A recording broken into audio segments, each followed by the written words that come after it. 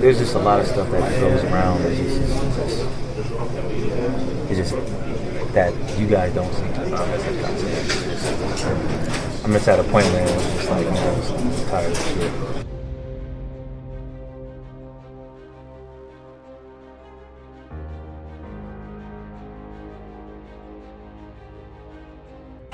Put it where it had to be. Instead, running play, 3rd and 2. Trying to get there is Warren. The ball pops free, and it's a live ball. Scooped up by DJ Turner. Turner makes a move. The Pittsburgh Steelers are in a really odd predicament because despite having a 7-6 record and having a very good chance to make the playoffs, this team has one glaring problem. It was a problem that was highlighted last night in their Thursday night matchup against the New England Patriots, where they got embarrassed with a score of 21-18. And this problem was brought up last night after the Thursday night football broadcast. They have a culture problem, and it's not an easy problem to fix. So in today's video, I want to talk about a couple different things regarding the Pittsburgh Steelers. Number 1, their culture. Number 2, their chemistry. Number 3, how they can fix this problem. And number 4, where does this team go in the future? I'll be answering all of those questions plus some more in this video, so without further ado, let's get into it. So I think the best way to start this video off is actually by talking about last night's Thursday night football game, because despite the close game being 21-18, the Pittsburgh Steelers should have won this game easily. The New England Patriots were starting Bailey Zappi, didn't have their starting running back, and were 2-10 entering this game. And sure, Kenny Pickett wasn't starting, and that's a big problem of course, but you have Deontay Johnson, George Pickens, a good running game, a decent offensive line to go along with a good defense, but you lost. And this is back-to-back weeks where they lost to a 2-win team. Last week they lost to the Arizona Cardinals, granted with Kyler Murray, but still, you still lost. And there's been a common theme this season for the Pittsburgh Steelers: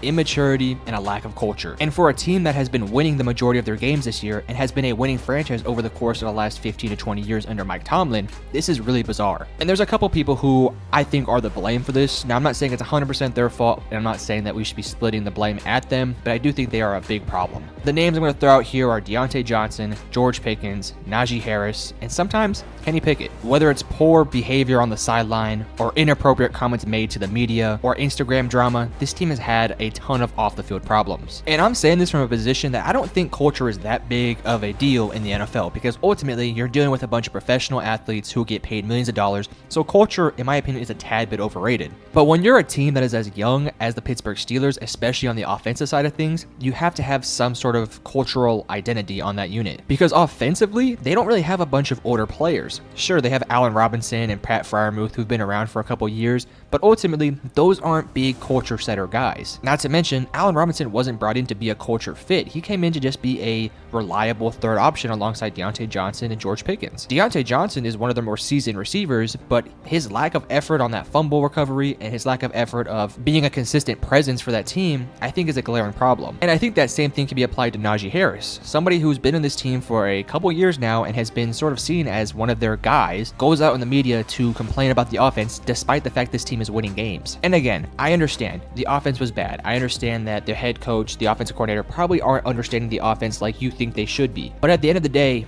professionalism should be the number one key here. Everyone knows the offensive coordinator sucks. There's no reason for Najee Harris to go out in the media and make a bigger deal about it. And I understand that many players have done this before, whether it is a guy like Najee Harris or Odell Beckham or Dez Bryant or so on and so forth. It's been a consistent problem throughout the NFL, but when you're a young team like this Pittsburgh Steelers roster is, one of your veteran guys in Najee Harris can't be the guy who does that. And when you look at other people who've done this, let's look back at this year. Jonathan Allen for the Washington Commanders. He's been on that team for over 3-4 years now and has been bad every single year. This Pittsburgh Steelers team is not bad. Heading into this past 2-game losing streak, they were 7-4 and had a great chance to make the playoffs. Yet you have one of your key contributors on offense going out and making drama in the media. It just doesn't make sense. I understand you might want to highlight the problems, but that's something that you handle off the media. You handle that behind the scenes. You talk to your coach, you talk to your offensive coordinator, you try to fix the problem. But that brings me back to the lack of maturity on this team. And speaking of lack of maturity, George Pickens is the #1 example for this. He had these problems coming out of college, and we all knew that. But when you come into the NFL, you get paid the big bucks, you would expect him to take that next step in his maturity. And this has nothing to do with his talent. He is arguably one of the most talented receivers in the entire NFL. But his off-the-field antics, or even his on-the-sideline antics, are inexcusable. Whether it's unfollowing all your Pittsburgh Steelers teammates, or deleting all your Steelers posts, or commenting on other people's posts on Instagram, or looking like you don't care on the sideline, it's all stuff that sets the culture for your team. And when you're seen as one of those guys, whether you're young or not, it's inexcusable. You can't do that. And I feel like there's a bit of a lack of accountability on this team. And that's weird because you have a guy in Mike Tomlin who I guarantee you is doing stuff behind the scenes to fix this problem. He's been a head coach for many years now. He's had good culture. cultures. And sure, he's had some head cases like Le'Veon Bell and Antonio Brown, but ultimately, it wasn't really with the Steelers. That was post-Steelers life, and I just think it's really bizarre that this team now is just struggling culturally. And I think it comes down to this. Offensively, there is no leadership. You see, on the defensive side of things for the Pittsburgh Steelers, you don't see these same problems. Why? Cameron Hayward, TJ Watt, Alex Highsmith, those are all veteran players who know how to handle the young guys. Whereas offensively, who is your veteran guy who can be that leader? Outside of Isaac Samalo and maybe Allen Robinson, there's not a lot of experienced players on this team. And the players who have been around for many years, like a Mitchell Trubisky, for example, aren't vocal guys. Those are guys who are quiet on the sideline and probably don't say a whole lot during practice. They probably just go to practice, do their job, get their treatment, and go home. And when you have a group of guys who have questionable maturity, this is going to become a problem. And I guarantee you, it rubs guys like TJ Watt and Cameron Hayward and all those guys on the defense who are busting their ass off every single day. I bet it rubs them the wrong way. And shoot, put yourself in TJ Watt's position. You're a defensive player of the year candidate. Your defense is one of the best in the league, yet you're 7-6 and just have a 2-game losing streak to 2 terrible teams because your offense is so immature and isn't playing up to par. Yet, despite the fact that he's doing his job and his offense is not holding up that end of the deal, you never hear any drama come from TJ Watt's mouth. Neither Cameron Hayward, neither anybody on this defense. And when it does come out to the media, let's say for example the Minkah Fitzpatrick situation with Deontay Johnson, he handled it professionally. He handled it professionally in the media, to them, to their face. It's we're a brotherhood, brothers fight. You know, I got a younger brother, me and him butt heads sometimes. I gotta put him in a headlock, you know what I'm saying? And sometimes he gotta give me a little push or a shove just to let him know, Whereas offensively, it's just not the same. So how do you fix this problem? Is it fixable? Listen, I don't really know how culture is in the NFL. At the end of the day, I've never been to the NFL. I've never been in that locker room. I don't know what they're going through. And for all I know, everything that I'm saying right now isn't a big deal to them. But based off the performances and based off what we've heard from that locker room, it sounds like it is a big deal. So ultimately, if I had to put myself in Mike Tomlin's shoes, this is what I would do. George Pickens, Najee Harris, Kenny Pickett, you're gone. I don't care if you're elite talents like George Pickens is. At the end of the day, this is about setting a tone, setting a culture, and fixing it. You can trade George Pickens to a team like Kansas City, and I guarantee you can get a second or first round pick for him. Sure, you might be setting back your offense maybe a couple years, but you're fixing your culture immediately. And you do your best to find different culture fit guys who can fill in at that quarterback position or at that receiver position for several years. Whether it's going out there and drafting a Michael Penix Jr. or a Bo Nix, or maybe it's picking up a guy like a Devontae Adams or one of those special humble receivers out there who can fill in that spot, that's what I would do. And Najee Harris, you're out of here. Jalen Warren is playing better than you this year, and he's way more mature than you. I know that might sound a little bit irrational or a little bit unnecessary, but I feel like to fix the culture and to fix the problem, you got to fix the roots. When you're a college coach, for example, and you go into a team that has a bad culture, you try to weed out all the bad players. All the players that aren't contributing to your locker room and your culture, you got to get them out of there. And then you build your franchise up. Whether that is a bad first season or a second bad season, you're going to fix the problem regardless. In 3-4 years after you're hired, the team's going to be good again. Listen, Mike Tomlin is an experienced coach. He knows what he's doing. He can coach his ass off to make the team competent even with a guy like Mitchell Trubisky. So you're telling me this team can't be competent with a new rookie quarterback who's a little bit more mature and can be that leader like a Michael Penix or a Bo Nix? Those are guys right now who I would take over Kenny Pickett, not only talent-wise, but in the locker room. And I'm not here saying that Kenny Pickett is a bad quarterback. I'm also not here to say that he's a bad culture fit,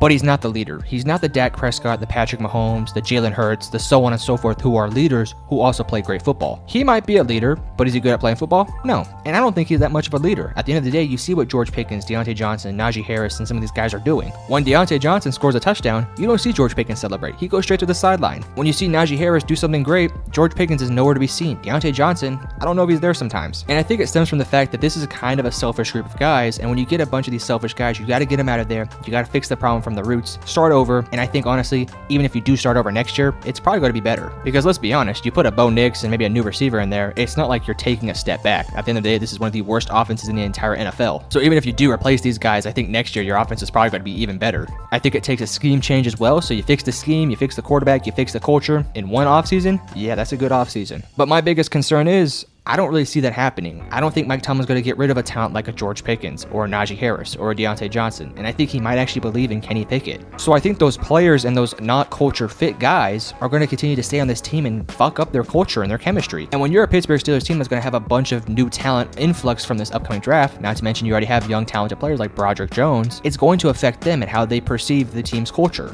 Now before I end off this video, I did want to address one quick thing. In my last video, I made a video regarding the 5 teams with underrated futures, and in in that video I talk about the Pittsburgh Steelers. And while I still feel like this team has an underrated future because of a lot of the younger talented guys to go along with a good defense and an experienced head coach, I did not address the chemistry and culture problems with this team. And to be honest with you, that's my mistake. I should have done that in that video, but I'm doing it now. I still feel like everything in that video still holds up, but what I will add to that is that they have to fix the culture. Obviously, quarterback position, offensive coordinator scheme-wise is a big problem, and I think if you can go out there, get new culture leader guys to fix this offense, I think that's the way to go. So I still feel like they have a great future ahead for them, but they have to address these problems or else they're not going to be able to reach that potential if they want to hit. This is a Steelers franchise that knows where to find these leadership guys because ultimately they have an abundance of historical players who were leaders, who came into work every single day like it was their last day of their life. Right now, they don't have those same guys, especially on the offensive side of things. They have to address that problem, and I think it starts this offseason. So where does this team go? I'm not quite sure I have the answer to that. I do think I have a couple potential solutions for that, and hopefully you guys could agree or disagree with those. So you guys tell me in the comment section below. Do you guys think I might be a little bit over dramatic about this problem, or do you guys think this is a problem that has to be addressed this offseason? Because if you do, then you agree with me. And overall, just let me know in the comment section below your thoughts and opinions. And if you did enjoy the video, make sure to hit the like and subscribe button because it helps me out a ton. But I love you guys. Peace.